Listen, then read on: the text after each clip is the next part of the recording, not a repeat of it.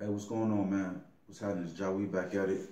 So I'm gonna get into this topic, you know what I'm saying, real quick. This is something I've been holding on to for a while. I really ain't have a good way to kind of explain it because I've been still trying to figure it out myself. But the thing I want to talk about in this sit down was spirits. I want to focus on like evil spirits, right? And I actually spoke about a little bit of this in my second book, Don't Let My Tears Fool You.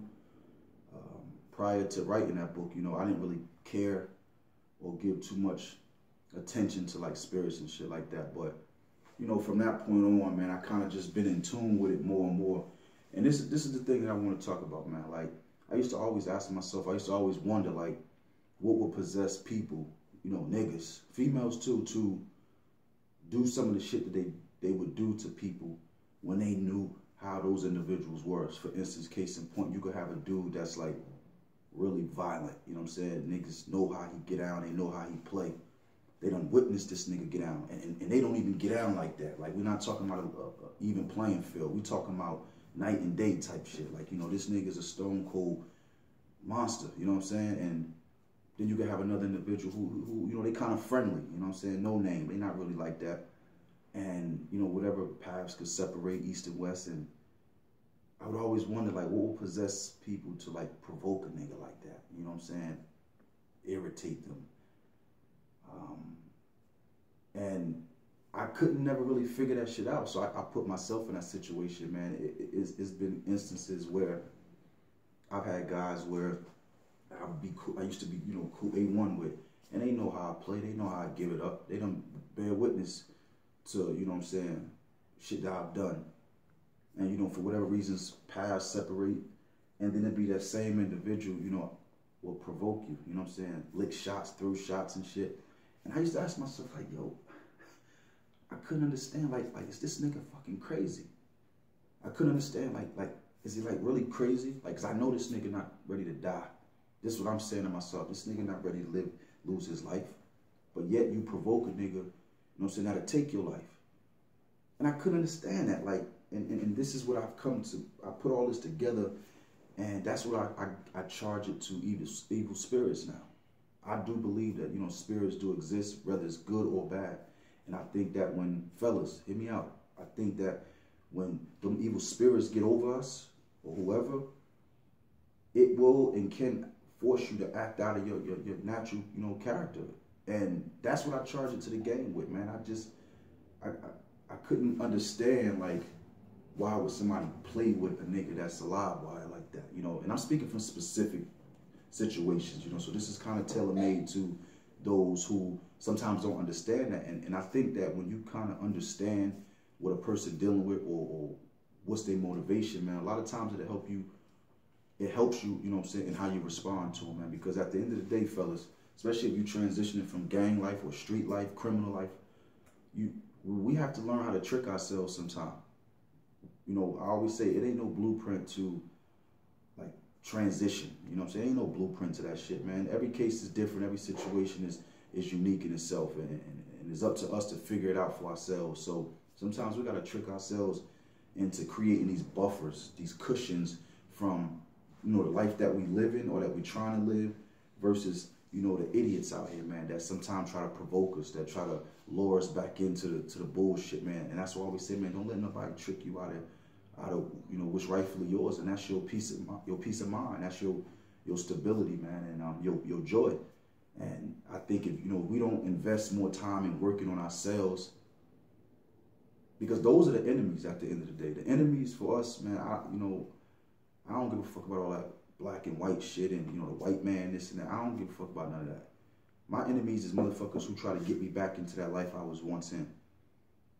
My enemies is motherfuckers who try to provoke me or irritate me or annoy me to get me back out here to end up risking and losing everything. Them the motherfuckers that you got to watch out for. You know, a nigga that ain't got nothing to lose out here. A nigga who don't have no family to go home to. He ain't got no babies, you know what I'm saying? Or he may have babies, but he a deadbeat ass nigga. You know what I'm saying? He ain't got no future, or not a future that he can see. He don't wake up in the morning to do anything productive today. This nigga's just a street nigga, you know what I'm saying? And those are the niggas that's your enemy, because they'll be the ones that are force you to jeopardize, you know what I'm saying, your progress and the shit that you got working on. You know, you go to jail at the end of the day, fellas. You got people behind that's hurting for you. You got people that's missing you, and you got, you know, you affected, alter your loved ones' lives and shit. These niggas go to jail, man, they right at home. You know what I'm saying? They ain't nobody missing them niggas on the street. You know what I'm saying? Ain't nobody checking for them niggas, man. You know what I'm saying? And it's not a fair exchange is all I'm saying. Like, you know, it's not a fair exchange. So sometimes we got to kind of trick ourselves into how to create our own buffers and cushions when niggas do try to lure you in. Because I think that's one of the biggest things that why we fall off. I'm talking about, like, I'm speaking on guys who've been knee deep into that, you know, to the life. And then they slowly but surely making a transition. They trying to pull away from just certain shit. They ain't trying to hustle. They ain't trying to jack niggas no more. They ain't trying to extort niggas no more. They trying to work and, you know, be home, take care of their kids and vacate, you know, whatever. Productive shit. I think that's one of the biggest killers for us right there, man, is being sucked back in through these idiots, you know, these fuck boys. And nobody can do it for you. You know what I'm saying? I never attest to having this shit down pat, man. You know, this shit a day-to-day struggle for me too. I guess I mask it well, you know what I'm saying? But, you know, if you was with me on a day-to-day basis and, you know, you see what I go through, man, you'll see that this shit is a real struggle, man. And every day you got to find new creative methods and tools to help you endure this shit. Because when I was out there in that shit, man, like, I never thought about none of this because a nigga crossed me, I burn his ass. You know what I'm saying? And it's just like that. But when you decide to pick up and clean up and change your life around and, you know, now you got priorities, responsibilities that you honor, you got to go through the system of, it's like a checkpoint, man. You got to go through a certain checklist of things before you can make a fucked up decision. You know what I'm saying? Because you stand and lose too much. And that shit is hard, man. That's the thing I'm telling you. And this is for women now. To mothers and grandmothers and girlfriends and wives, man, when you dealing with niggas like that, man, it ain't so much that niggas just don't want to be home with their families. It ain't so much that niggas don't want to be productive and shit. But niggas be, you know, we deal with, you know, we had them demons on us too, especially if you're dealing with a guy who was really like that. You know what I mean? Nigga who was really homicidal and, you know what I'm saying, he put in a gang of work. Like, that shit ain't just something you just drop and you know, you just like you changing a shirt, you take it off and sit it down. Man, that shit is a part of your fucking DNA. That's how you get out. That's how I got out. So that's why I always say that support come in, man. And because when you put them in a certain situation, I always say this to people, man, this is no offense to none of my civilians, you know, squares, you know, no disrespect. That's just what we call y'all. I always say to them that it'd be hard for those type of people to tell a nigga who been that's about that, how he should respond to a certain situation, because we don't have the same emotions running through us. You know, a nigga walk by, bump you, violate you, say some shit out the way to you, you know what I'm saying? I mean, again, no disrespect, but you ain't even got the nuts about you to even want to address that shit. So it's easy for you to walk away from that shit. It's easy for you not to go find this nigga and confront that situation or burn a nigga or do something. That's not even in your repertoire. You know, you ain't never got down like that. So it's easy for you to just take the disrespect and keep it moving. But it ain't the same for a nigga who's grown up from yay high as a peewee, a YG, a baby. And all he know is to fight for his respect. You know what I'm saying? His respect, to fight for your respect, that's your survival day to day growing up. You know what I'm saying? That's a part of who he is. So no, he's not going to value that same just let it go shit, man. Sometimes, man, I could tell you from personal experiences, there's been plenty of times situations that would happen to me or around me or that I got wind of, that deep down I'm just like, man, you know, like I ain't even, man, fuck that shit, man. But that's when that ego and that pride that come with us gangsters and shit, like that shit kick in, man. And it's like, man, I'm not going to sleep with this nigga thinking that shit is okay. You know what I'm saying? And everybody got that fine line. Everybody got that fine line. Some people is longer, some is shorter. You know what I'm saying? I would think for the most part, you know, no man is going to just allow anybody to, you know, come into their household and take advantage of their family. that's a line that's been crossed. So you're going to respond, you're going to react to it. But for some of us that, let's say, don't have that, but we in the street, man, that line is very thin. The street don't teach you to accept no fucking disrespect.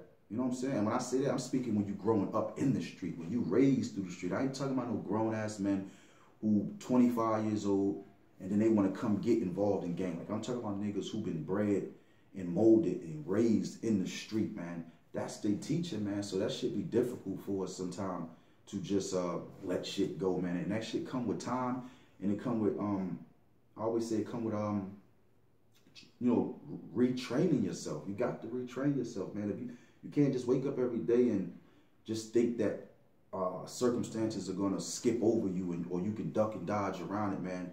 It's gonna happen. And what I'm coming to learn is, you know, when I decided to kind of make changes in my life, it seemed like they happen more and more rapidly. So you better get used to enduring a lot of shit. You gotta increase your tolerance level for bullshit, because, you know, you already got one strike against you, and that one strike is that fucking street mentality. That street mentality, it's not expected for you to last very long with a street mentality, because it's certain shit that we taught, it's certain ways that we react to without even thinking. You know what I'm saying? And how long and how far you think you can last with that shit. That's why I always tell my fellas, I tell my homies, like, if you want to be a gangster for the rest of your life, then you don't need no help out here. You got that shit down pat, nigga. But when you decide you want to, man, I mean, I'm tired of this shit, bro. I'm trying to live like you. I'm trying to, you know, do better for myself. Hey, homie, I'm telling you, that shit gonna hurt. It's gonna hurt. You're gonna spend plenty of nights in your house, fired up, pissed off at yourself because a nigga done said something, and deep down you want to rip a nigga head off. You want to go out there and clap a nigga up. You want to violate this fool, but you got babies in the house. You got a woman, you got a mother, you got a job, you got, you know, mentees that you mentoring. You got people who counting on you, and all of those things will be, you know, they'll stand right in front of you, and it's almost like it kind of restricts you sometimes from acting out the way you want, man. And I always say, man, use that shit to your advantage. Use it to your advantage when you have those things that can kind of, you know, eat at you, you know what I'm saying, prevent you, you know what I'm saying, get in your way, because a lot of niggas don't have that. So when they get in situations, they have nothing that's restraining them. They have nothing. It's almost like a baby, man. You know, you got a baby that's just first learning to walk, and they walking and they stumbling, and you know, whenever they about to fall into something that's dangerous or fall down the stairs, you know what I'm saying, they got somebody there, which is an adult, who can catch them, you know what I'm saying, and get them back to safety, man. You got to look at your support system like that if you got it, man, because even though I'm 36 years old, man, I still have I don't even want to say immature ways, but I still have violent ways that when I'm put in a situation or something come across my way, the way I want to respond to it, the way I want to react to it is not like the mature way to deal with it. You know what I'm saying? And sometimes you need those people in your life to kind of catch you from falling down them stairs, man. I look at the stairs as shit. You know, getting in the shit, man. No matter how old you are, man, sometimes we all need those people to kind of be our crutches, you know what I'm saying? So use those things to your advantage, man. Be thankful you got them babies and women, you know what I'm saying, those jobs and, you know, those mentees, people you mentor who count on you, because that should be added incentive to kind of help you not make these fucked up mistakes, man, and send your ass back to prison or potentially a fucking casket. You know what I'm saying? What's really sad is the people out there that's trying to make these changes and they don't have nothing. You know what I'm saying? They really don't have a fighting chance, you know what I'm saying? Because they're going to be confronted with shit every day. And they don't have nothing helping to restrain them. So, you know, and I kind of jumped around a little bit, man, because that second part kind of took my thoughts to, you know, a different area, man. But it's all relative to the point that I was making, man. We got to recondition and retrain our own damn minds, man. Learn to understand what you're dealing with before we react to it. And that's why I talked about those spirits, man. I charge a lot of shit to evil spirits. When I see a square, a buster popping off, you know, not necessarily in person, but like, you know, you know what I'm saying? You know, you may hear it through the grapevine. You may hear some shit online or whatever that, you know, you see and all that.